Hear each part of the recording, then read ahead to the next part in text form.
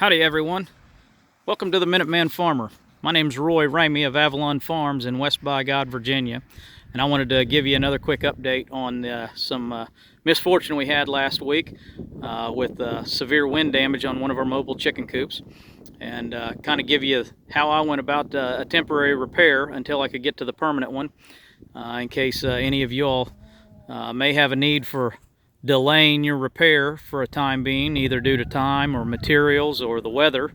All three of those were factors for me here, and I just wanted to show you what I've done in trying to make this hold off until I could get to the permanent repair. So as you can see here across my tarp, well, if you remember last week, the top tarp here ended up ripping off and was laying all here in the foreground, and so we were able to get that back up and over, but it's not in very good shape. Several of the grommets are ripped, and so I needed a different way of attaching it back in the temporary. So I ended up using some ratchet straps. I needed a full length of 16 foot to get totally over, which I didn't have that long of a strap. So I was able to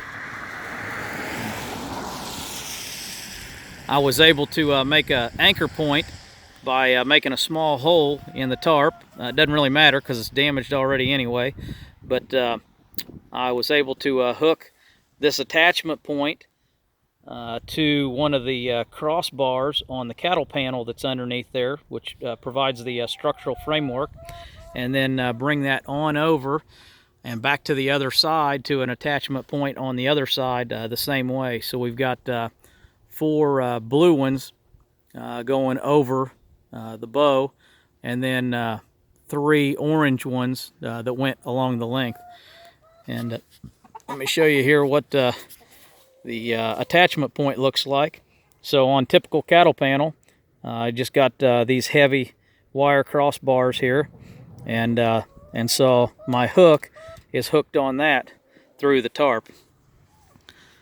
And you can see here as it comes down over the other side, the ratchets come down to those crossbars on this side, and so when I ratcheted against it, it made a nice firm snug. See there, I can just barely get my fingers in under there, so that'll hold pretty good. And then I had the lengthwise straps going up there. You can see the orange ones, so you can see here what I had to work with. On my tarp, I had a lot of tearing, and several of these grommet points ripped out. Here's one of them that's ripped out, and another one. And every time we tried to get a hold of it to even work it, it just kept shredding. So that's what I had to deal with. But these straps seem to be holding it. It's holding pretty good.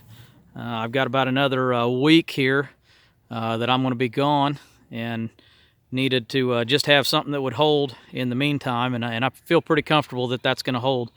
And I do have the new tarp, but as the weather's bad and I'm getting ready to leave on a military mission out of state, so I was not going to be able to get that on. My new one will come down and almost cover the entire coop, but it's going to have to be cut and fitted and put some new grommets in order to make that work and fit properly. So I just didn't have time for that before my trip, and I did the best I could with what I got, and hopefully that tip will help some of you all if you're not able to make your permanent repair.